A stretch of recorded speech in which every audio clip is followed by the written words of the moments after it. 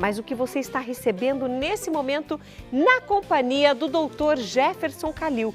Porque a gente agora vai falar, a gente cuida da parte espiritual, mas tem que cuidar do corpo também, não tem, doutor? Sim. Boa tarde, Rita, novamente. É uma alegria estar aqui. Hoje o assunto é o intestino, né? Que regula o humor, que regula a imunidade. Quando a gente fala um pouquinho, começar já a entrar no tema, né? Já entrando.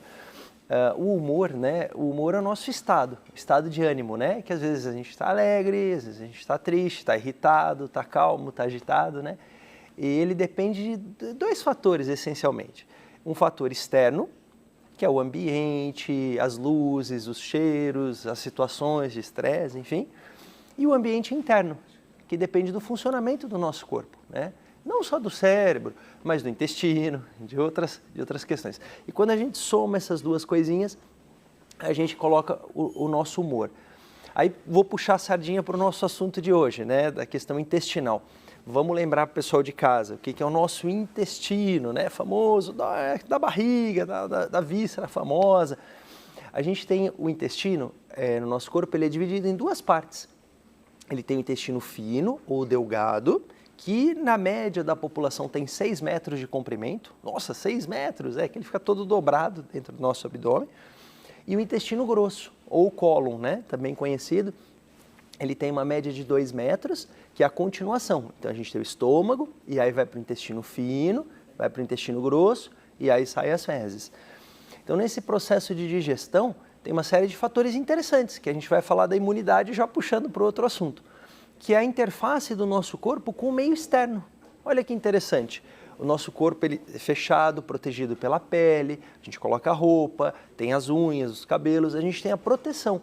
E quando nós comemos, a gente coloca coisas para dentro do nosso corpo. Olha que interessante, que vai fazer uma interface direta com o intestino. Eu tenho uma curiosidade. Quando nós colocamos o alimento pela boca, passa pelo nosso esôfago, isso é normal, vai levá-lo ao estômago. Perfeito. Quando chega no estômago, tem o processo de digestão. Perfeito. Tem muita gente que fala assim, e come, além da quantidade, numa velocidade muito grande. Mas o nosso intestino, o nosso estômago não tem dentes. Isso interfere no processo de digestão e para levar todos esses pedaços, porque o estômago vai ter um trabalho dobrado para poder processar tudo para chegar no intestino fino, delgado e no grosso. Perfeito. Excelente colocação, Rita, excelente. O que acontece é o seguinte, o processo de digestão, ele começa com a mastigação e a salivação, para justamente triturar o alimento cair no nosso estômago. O estômago, a principal função dele é triturar mais esse alimento para permitir que ele vá numa forma mais líquida, pastosa para o nosso intestino. Porque o intestino, ele não tem função de quebrar mais, de triturar. Ele tem uma função de troca de absorção. Então, já tem que chegar numa consistência mais líquida, pastosa. Quando nós comemos rápido, né, ou não mastigamos direito, o alimento vem em pedaços grandes, ou quantidades muito grandes. E isso, de fato, atrapalha a digestão. O que acaba acontecendo, acaba sobrecarregando o estômago. O estômago demora mais para esvaziar isso para o intestino. Então, dá aquela sensação de estufamento, de má digestão, aquela sensação de que comeu muito. E isso, até mesmo o aproveitamento dos nutrientes dos alimentos é diferente. Porque os alimentos vêm de uma forma mais grossa. Então, o aproveitamento que a gente faz é diferente. Então, não adianta falar assim, comer uma maçã por dia é saudável. Mas se não mastigar bem a maçã, coitado do estômago, não vai aproveitar tudo. Exatamente. Não vai aproveitar todos os nutrientes. Exatamente. E além disso, tem uma coisa muito interessante, puxando agora para o lado do humor, que a gente vê nos últimos anos, que o intestino ele é o segundo órgão que a gente tem mais neurônios no corpo. Depois do cérebro, do sistema nervoso central, o intestino está cheio de neurônios. Então ele tem uma regulação super importante, neurológica. E mais, tem uma produção de hormônios que regulam nossa fome, o nosso estado de ânimo. Sabe aquela sensação que dá depois que a gente come do almoço, aquela moleza, tudo? São os hormônios intestinais. É do intestino? Exatamente. Por isso que é muito interessante quando fala do humor que regula, e de fato regula. por conta desses hormônios, né? A regulação do nosso peso, da ingesta dos alimentos, a procura por alimentos mais calóricos ou menos calóricos. Isso tudo é a regulação intestinal, dos hormônios intestinais. Eu estou aqui pensando, o pessoal sempre pergunta, e aí, Rita, você está bem? Eu falo sempre bem, porque eu estou sempre bem mesmo, né? Sempre bem com a vida, vontade de fazer um monte de coisa e tal. Mas tem pessoas que perguntam, oi, você está bem? Ah, bom dia, só se for para você. Não tem assim? Ou seja, essa pessoa está com problema intestinal. Algum problema intestinal tem.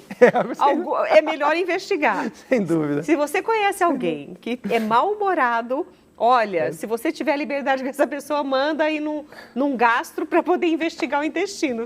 Melhorar esse humor, então. Sem dúvida. E uma coisa muito interessante é que dependendo dos alimentos que nós colocamos, estimula essa produção de determinados hormônios. Olha que interessante. Então, não é qualquer alimento que estimula determinado hormônio. Então, por exemplo, vou dar um exemplo que é o clássico, né? Que é aquele quando a pessoa ingere muito carboidrato livre, muito açúcar e tal, numa refeição muito grande, né? E se tiver alguma cirurgia do trato digestivo, mais ainda. Isso cai no intestino e dá uma liberação, uma tempestade de hormônios intestinais que dá cólica, dá vômito, a pessoa sua frio, calafrio, sensação de desmaio, tudo isso dos hormônios intestinais, né? Dependendo do alimento que nós ingerimos. É muito interessante pessoal ter isso quando a gente for fazer uma refeição, quando for comer alguma coisa, pensa naquilo, né? O que eu estou colocando para dentro do meu corpo? Lembra que a gente no começo do programa fez aquela brincadeira, né? Do ditado chinês, que Sim. A saúde é a doença. A saúde entra pela boca, dependendo do que nós comemos. Então, muitas doenças, não só a obesidade, mas muitas doenças autoimunes, enfim, são ocasionadas por uma má alimentação. E o bem-estar também. Quando a gente tem uma alimentação boa, com alimentos ricos em fibras, proteínas, uma dieta balanceada, sem exageros, tem uma boa dieta, isso nos faz sentir bem.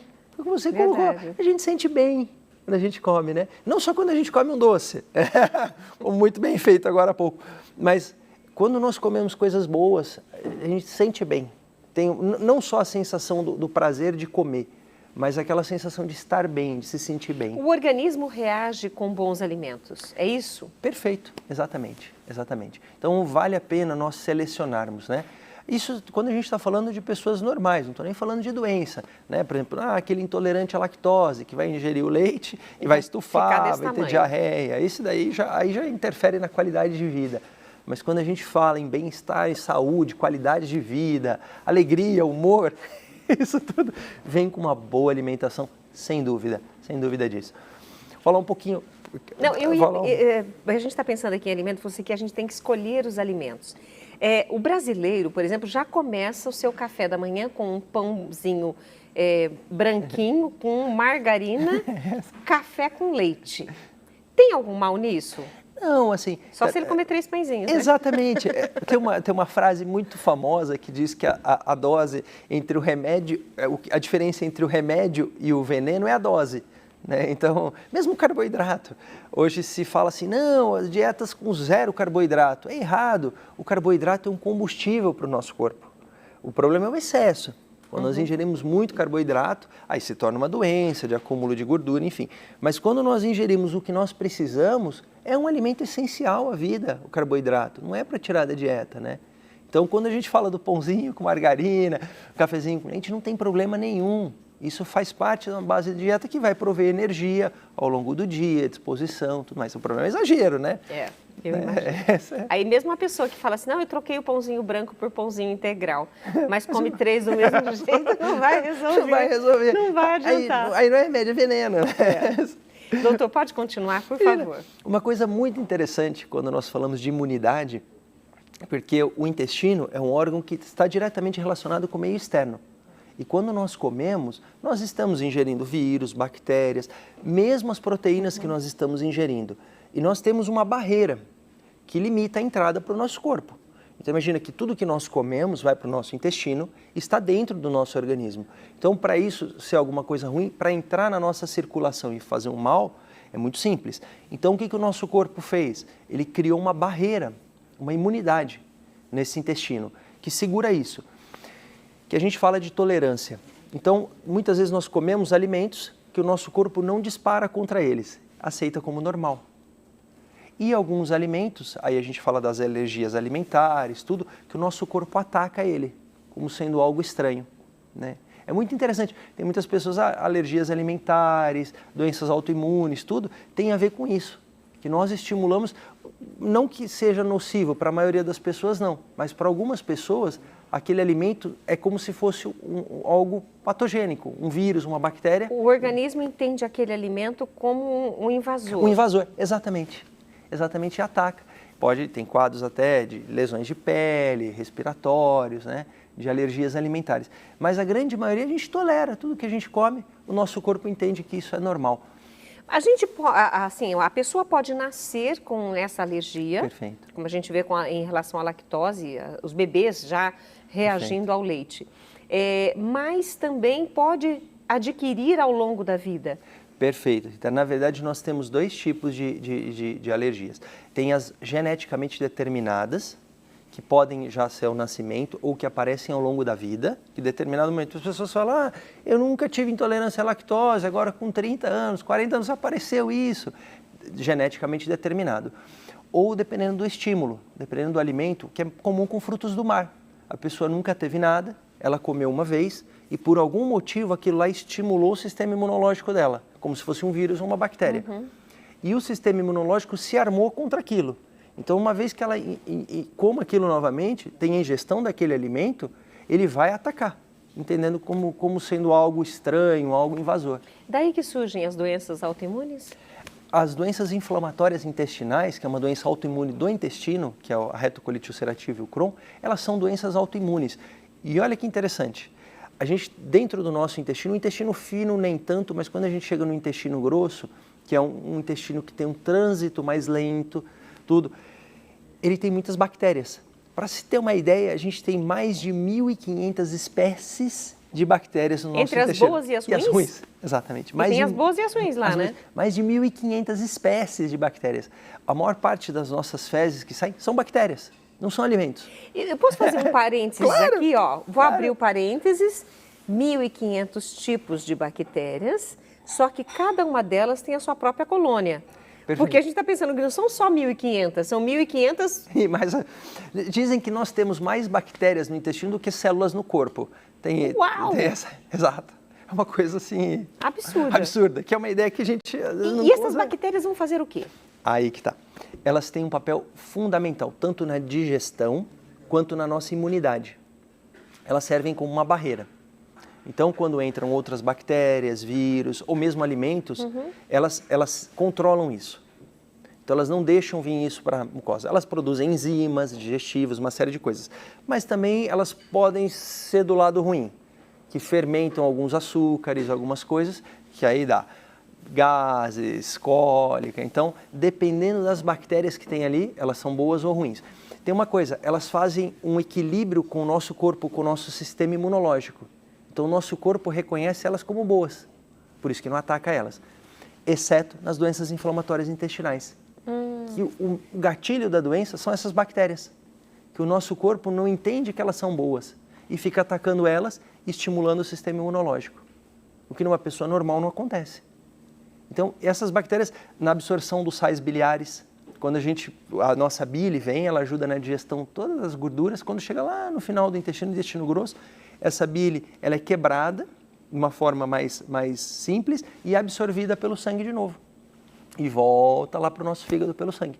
90% da bile que vem volta por conta dessas bactérias que quebram e reabsorvem. 10% sai nas fezes, que é o aspecto escuro das fezes. Esse aspecto escuro é por causa da bile que não foi quebrada e trazida de volta. Todas as vezes que o Dr. Jefferson Calil vem aqui ao programa Mulher.com, eu não quero parar de conversar.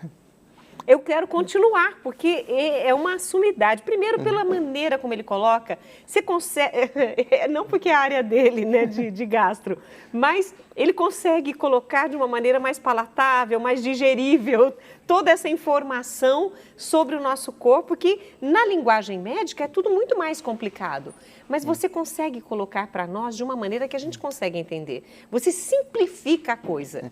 Eu acho que a comunicação, Rita, como você é uma excelente comunicadora, eu acho que a comunicação a gente tem que falar para as pessoas entenderem, né? Não aquilo que a gente entende mas eu acho que um dos papéis do comunicador, que você é um exemplo aqui nato disso, né? Nasceu com esse dom, de passar isso para as pessoas, trazer informação. Eu acho que a função do médico tem essa função social, de trazer informação, de ajudar as pessoas, né? Olha, eu até gostaria de continuar esta conversa. Já vou pedir ao Matheus e ao Rodrigo que tragam você novamente. Eu sei que você tem seus pacientes, que tem toda a sua agenda de cirurgias, etc. Mas acha um tempinho para a gente continuar sobre o intestino, porque tem uma frase que eu ouvi alguns anos atrás, que o intestino é o nosso segundo cérebro. E para nós termos um cérebro saudável, nós, claro, temos que estimulá-lo, né, os neurônios, enfim, tudo que essa cabecinha tem que usar, trabalhar para não ter doenças com o senis, com o tempo. Mas se eu cuidar do meu segundo cérebro aqui, eu vou automaticamente cuidar desse também. E eu quero aprender a fazer isso, eu quero ensinar nossas amigas e amigos a fazer isso. Perfeito, Rita. Aí entra um pouquinho dos alimentos funcionais, bons hábitos, é um capítulo interessantíssimo. Então, já está convidado, né, para voltar ao programa. Os contatos do Dr. Jefferson Calil estão aí na tela. Anote, porque mesmo que você esteja longe daqui, esteja lá no Amazonas, no Rio Grande do Sul ou na pontinha do Nordeste, as informações todas que ele passou aqui são importantes e vale a pena a gente prestar atenção e colocar em prática. Dr. Jefferson, muito obrigada por sua presença aqui. Eu que agradeço. É sempre uma alegria, sempre uma alegria. Até breve. Até.